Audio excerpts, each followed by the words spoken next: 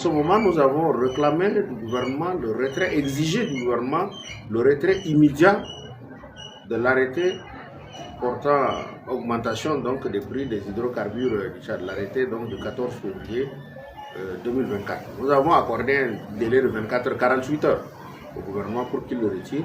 Les 48 heures se sont expirées hier. Et là, en ce moment, nous pensons que nous allons passer à une autre étape. C'est quoi l'étape prochaine? L'étape, c'est que tout à l'heure, des communiqués de presse vont circuler dans les médias. Mais je vous donne déjà le scoop. Nous appelons à une journée ville morte sur l'ensemble du territoire. Sur l'ensemble du territoire. Nous demandons à tous les anciens membres du comité de crise du syndicat des anciens du Tchad de cesser le travail le lundi, aux transporteurs, aux syndicats des clandomènes, des taximènes, qui sont d'ailleurs membres de la coalition Nous le Peuple, aux ouvriers, aux artisans, aux fonctionnaires du secteur public et privé, aux agriculteurs, aux éleveurs et à tout le monde de ne pas bouger le lundi 26 février 2024. Et nous attirons surtout l'attention de certains parents.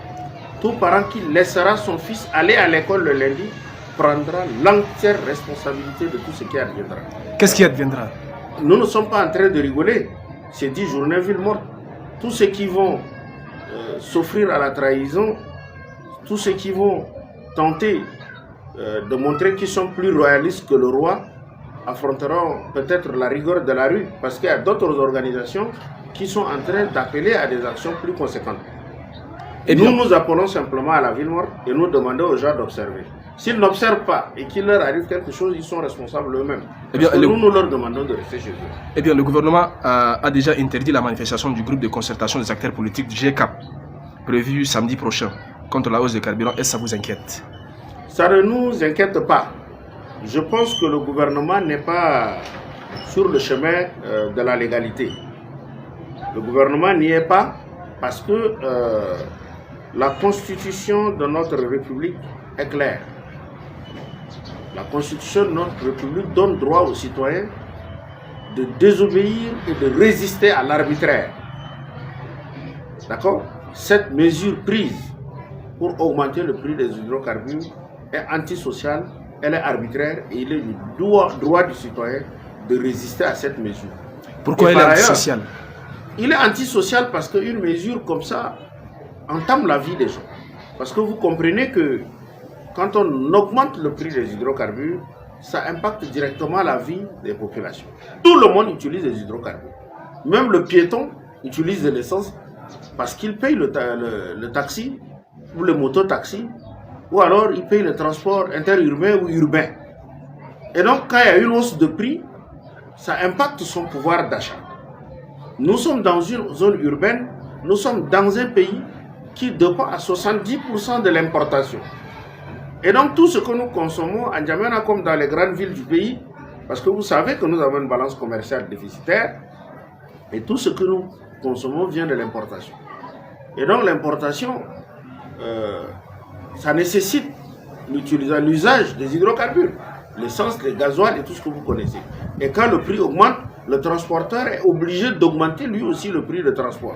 Et donc le commerçant qui fait transporter plus chèrement est obligé de venir ajouter le prix, n'est-ce pas, sur ce qu'il achète. Il greffe à ça les dépenses liées au transport pour se faire un peu de bénéfice.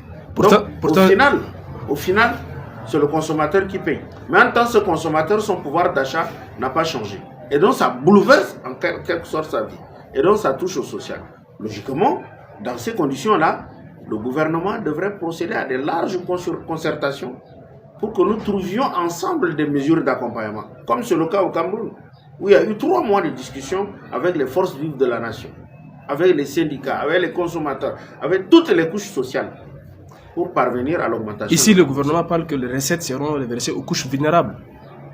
Mais depuis combien d'années on a des couches vulnérables? Depuis combien d'années on a eu les plus grandes recettes? La période d'épopée du Tchad en termes d'engagement des royalties pétrolières. Qu'est-ce qu'on a fait pour ces couches vulnérables? C'est aujourd'hui tout est tari. C'est aujourd'hui le gouvernement lui-même peine à prendre ses membres en charge qu'il viendra au secours des couches vulnérables. Quand on a payé 120 milliards à la SHC, on ne savait pas qu'il y avait des couches vulnérables. Ça, c'est des paroles à dormir debout. Nous ne croyons plus à tout ce que la jeune dit. Prenez, opérez un contrôle du début de la transition jusqu'à aujourd'hui. Combien d'argent les gens ont grillé dans des inutilités qu'on n'aurait qu'à consommer 83 milliards. Le référendum était prioritaire à la question des couches vulnérables. Et quel est le calcul fait pour s'occuper des couches vulnérables? En 8 mois, on n'aura que 96 milliards, alors que 120 milliards ont été détournés en une seule journée à la SHT. Est-ce que ces sous ont été reversés dans la caisse de l'État? Je ne crois pas. Donc ça, ce sont des alibis qui ne tiennent pas. Merci. Augmentation du prix de l'essence et du gasoil et cherté des vies généralisée. Bientôt, la hausse du prix de toutes les boissons et de l'électricité. Le peuple est à bout. Au cri du peuple, le gouvernement répond par l'arrogance et l'indifférence. Enseignants, commerçants, transporteurs, soignants, ouvriers, clandomènes, taximens, femmes mosso, artisans, fonctionnaires du public et du privé.